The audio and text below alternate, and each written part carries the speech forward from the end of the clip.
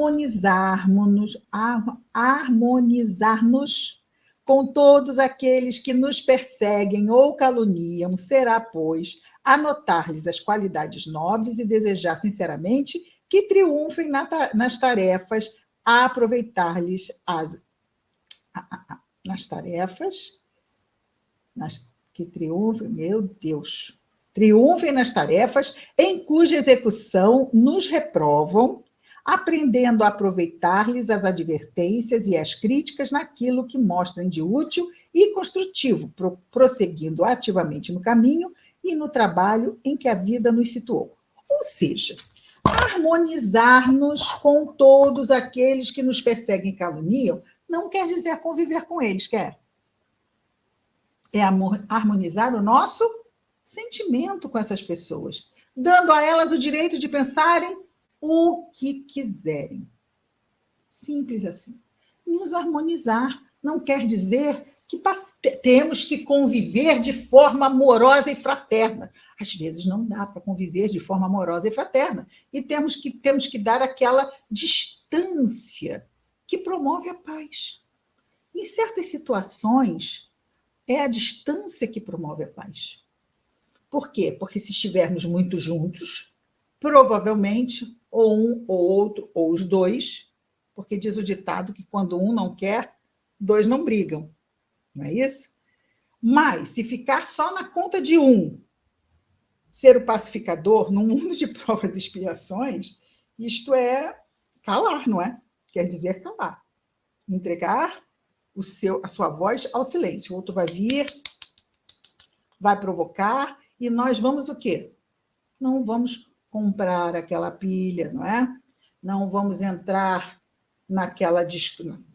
No início, não estou discutindo, eu estou só dando a minha opinião. Mas se eu der a minha, o outro dá a dele, e diz que só está dando opinião. Mas se eu der a minha, vai ser o quê? Dar oxigênio ao fogo. Aí o outro vai e responde. Se nós não dissermos, não dermos nós o corte, isso desgasta qualquer um, não desgasta? E isso muitas vezes pode acontecer na nossa casa. Porque quando é alguém mais distante, é mais fácil nós ficarmos afastados, não é? Se for um companheiro de trabalho, nós não vamos pedir para sentar numa mesinha do lado. Não sei se tem essa coisa de escolher a mesa. Às vezes tem, às vezes pode, às vezes não. Não quero lá trocar comigo, para ficar um pouquinho distante dessa pessoa. Eu tenho como mudar o dia do meu plantão, alguma coisa assim. Mas em casa não dá para mudar dia de plantão, porque o plantão é todo dia, né? Então, muitas vezes, nós temos que calar. E nós podemos até pensar assim, se for casal, separa. Afinal, o divórcio está aí para isso. E muita gente faz exatamente isso.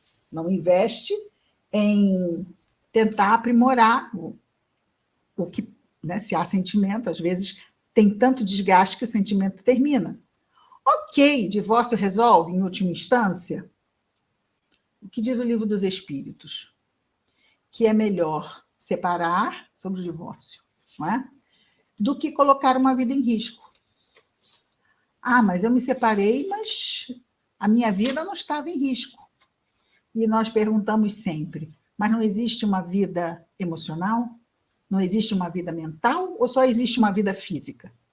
Também existe vida emocional e também existe vida mental. E certos relacionamentos são tão venenosos que arrasam com o emocional e que podem arrasar com o mental também.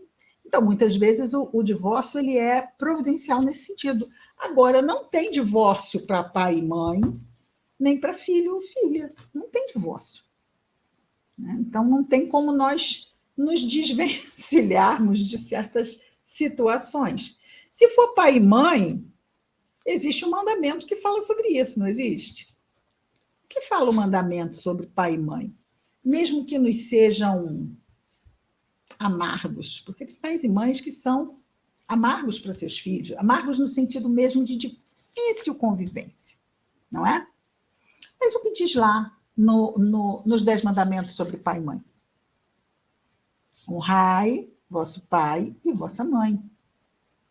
Honrar não é abandonar, é. Quem abandona o seu idoso, onde quer que seja, não está honrando o seu pai e a sua mãe. Podemos justificar, mas foi por causa disso, foi por causa daquilo, mas nenhuma justificativa se concretiza diante da lei de Deus. Isso é que podemos dar toda uma lista de aquela história que Richard Simonetti conta. Eu acho que eu já contei aqui, mas conto de novo. De uma senhora que mudou para uma determinada lugar e foi visitar a vizinha, como se fosse uma visita de cortesia. E ali, ela, quando chegou, viu que tinha uma mãezinha que estava sem a visão, e a anfitriã ouviu a vizinha que veio visitar falar da sua mãe, que era uma pessoa difícil. A ceguinha, senhora ceguinha, era mãe da dona da casa, da anfitriã. E a que estava chegando começou a falar mal da sua mãe, porque a sua mãe falava o tempo todo, reclamava, era uma pessoa de difícil lidar. E aí ela via que toda hora, essa que veio visitar, essa senhorinha chamava a filha. E aí ela disse, nossa, ela parece muito insegura, é da cegueira? Aí a anfitriã disse, não é por causa da cegueira, não, ela tem medo que eu a abandone, porque quando eu e meus irmãos éramos pequenos, ela foi embora de casa com outro homem e nos deixou a todos, e eu tive que cuidar de todos os meus irmãos, como se fosse mãe deles, e toda essa luta, e depois de muitos anos ela voltou, estava sozinha, e voltou, estava doente, precisava de cuidados, e veio até mim. E eu a acolhi. A que foi visitar estava falando mal da sua mãe, porque era uma pessoa difícil, mas não era uma mãe que a tivesse abandonado. E ela falou assim, mas como você conseguiu perdoar sua mãe? Ela abandonou você e os seus irmãos. Eu disse, mas ela é minha mãe. E ela me deu a vida. E isso nunca ninguém me deu. Ela foi a única que deu, como mãe. Não é? Então, não tem como eu esquecer isso. Né? Ela pode ter feito tudo que ela fez, mas se não fosse ela, eu não estaria aqui. Então, não tem como eu não valorizar o que ela me deu.